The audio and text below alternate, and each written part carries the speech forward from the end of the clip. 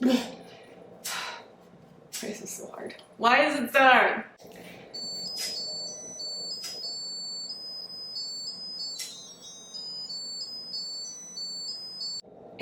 Or it's shingles.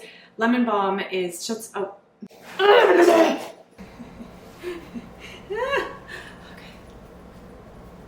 No crying. Release the nips. Seriously though, what else I need to talk about? Seriously though, I hate bras. I hate bras. I don't know what I'm saying. Okay.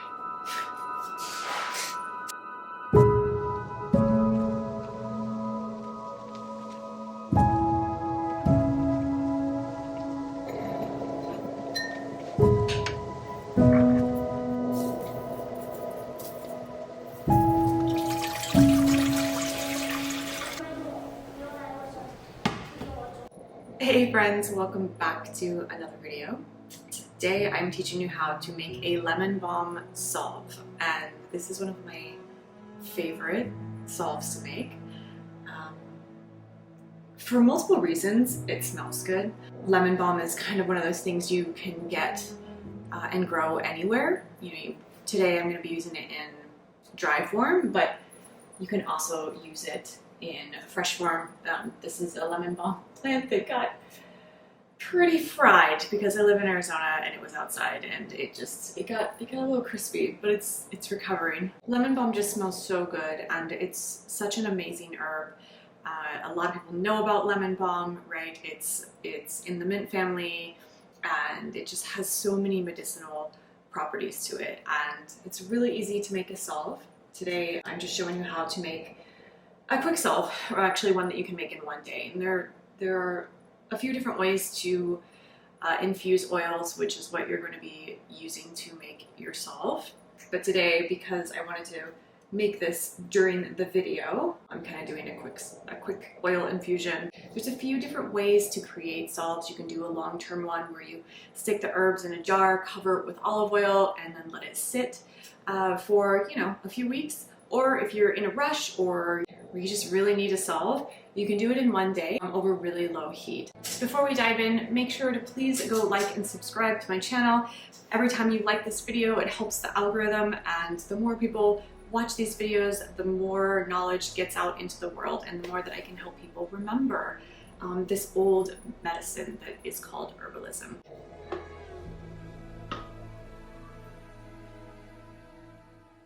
I started this morning, and this lemon balm has been sitting in this olive oil on really low heat in a water bath for a few hours now, and it's going to sit here for a little bit longer while I film this video, so it should be nice and infused and ready to go. Lemon balm is one of my favorite herbs to make salves out of. I love lemon balm tea to drink as well, but there's something really wonderful and magical about making your own salves. It's very simple, and so many people don't know how simple it is, and it uses very little ingredients. Today we're just going to be using lemon balm, olive oil, beeswax, and a little bit of lemon essential oil, which is totally optional. You don't need to put an essential oil in at all. I don't know, there's just something so yummy and wonderful about making your own salve, and yeah, I'll stop talking about it. Let's dive in. So lemon balm, or Melissa officinalis as it's known, is part of the mint family. It's a relaxant and antispasmodic, diaphoretic, antiviral, nervine tonic, antiseptic, antidepressant, and a sedative. It's really good for lifting spirits, and like I said, I love to drink it, but when it comes to topical, it's very good for the herpes virus. So herpes, whether it's a cold sore or sores in the nether region, or it's shingles, lemon balm is just really soothing for sores like that, and especially when they are from a viral origin. It's also really good for cuts and scrapes and things like that, and I just love it as an everyday chapstick. I live in Arizona where it's very dry, and so I like to just carry this little tin around with me in my purse. I kind of have them everywhere, next to my bed, in the bathroom, and it's so soothing. It's just such a soothing, wonderful herb, and it smells so lovely. At the end of this video, if you follow the ratio that I give you today, you're going to end up having like 5 or 6 of these, and you can share them with friends and family, and they're going to love them because it's something handmade from you, and it just feels so nice on the body. Lemon balm is also really, really good for children. It's a good combo to mix with chamomile tea if they're struggling with a cold or a flu. It tastes lovely, so it's something nice to sip on even by itself, but if you add it with a little chamomile and maybe a little honey, you can make a really nice tea for your children. Lemon balm also is known to just kind of bring more joy. It's a spirit lifter, so if you combine that with motherwort, that's just a really great pairing, because then that will be helping with anxiety while also lifting your mood. If you haven't watched my video on motherwort, I highly suggest you do that. You can find it here. And in that video, I'm teaching you how to make motherwort glycerate. And I go into all the medicinal benefits of motherwort as well. It's also one of my favorite herbs. I can't say enough good things about it. So make sure you go and watch that if you haven't. So the first thing you need to do is make an oil infusion, and there's a few different ways that you can do that. You can do a longer infusion, and this one is easier. It just takes more time. And you're going to use like a cup of dry herbs to 2 cups of olive oil, and that's just a basic recipe that I'm using for today. But in general, if you want to make a lot, you can fill an entire mason jar with herbs, and then you just pour the olive oil over the herb and make sure that there is no part of the herb that is sticking out above the oil. You want to make sure that the oil kind of has it sealed, so that things don't go rancid, and you just can go let it sit, let it go sit in the sun in a bag on your porch, let it sit in your windowsill, and just every day go along and just kind of shake it. Today, for the purpose of this video, I'm doing a short infusion or fast-acting infusion. I just poured the olive oil over the herb, and you just let it sit for a few hours in a warm water bath on the stove. You can see this was about 1 cup of herbs with 2 cups of olive oil, and it's just been kind of sitting in this nice pot on the stove while I got other chores done. So once you've been infusing your herbs and your olive oil for a few hours, then you want to strain it with a cheesecloth.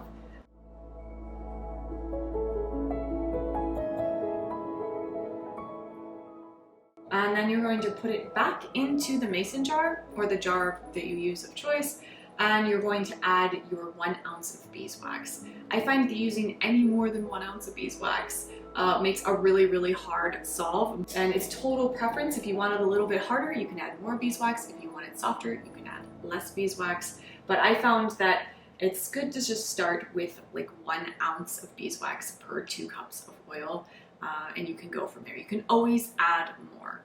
I'm a vegan who uses beeswax, and there could be arguments all day long about whether I'm vegan or not. I really do believe in bees and pollinators, and I want to support local beekeepers who take good care of their bees by purchasing beeswax. I love the way beeswax feels in products. It makes it very easy. You don't have to use beeswax. You could use cocoa butter or shea butter. You just need to be able to use something that has a hardening agent to it. Otherwise, you're just gonna have an infused oil, which is fine. You can just infuse oil and then use that oil on your skin. But for purposes like balms and salves, you want to be able to use a little bit of beeswax or something that's going to harden it up enough to make it into a salve. The reason that I love olive oil is it's kind of an all-purpose medicinal oil. It's known as the oil of the gods. It tends to be, easier to source. It has actually a lovely smell, I think, and it's just so good for your skin. And so you can use different oils as well. I haven't experimented with too many different oils, but I know you can. I just really love how olive oil feels on my skin and the simplicity of it. Once your oil and beeswax infusion is melted, you want to take it off of the heat and let it cool just a bit before you pour it into your tins or your mason jars. And right before you pour it is the time to add your essential oils. You can add any oils that you want. Today I'm using a lemon essential oil just because it smells so good with the lemon balm. It's just a really nice compliment. But really, once again, it's a preference. You can add any essential oil that you want and play around with that and see what works and what is complementary and what isn't. That's the beautiful thing about making your own salves, is you get to play around and see what works and what doesn't. What scents do you like? Which ones don't you like? Which go together? Which kind of conflict or take away from each other. I found that lemon, of course, goes really well with lemon balm. It's just a really subtle, gentle, fresh smell, because lemon balm is kind of a a joyful herb. I find that lemon, which is kind of like a zesty, light and awakening herb, kind of go well together. They complement each other. That's all there is to it. Once it's cooled enough and you've added your essential oil, make sure to stir it, and then you can pour it directly into your tins or your mason jars. Then you just want to let them sit and cool. You'll notice it starts to cool right away, and that's it. After that, you can make sure to label your jars, and you can pass them along as gifts, or you could just keep them stashed so that you have a never-ending supply of Salve. And that's how easy it is. If you have any questions, please put them in the comments below. I'm happy to answer them for you. And if you have any other requests on different herbs or questions when it comes to herbalism, please put that in the comments below as well.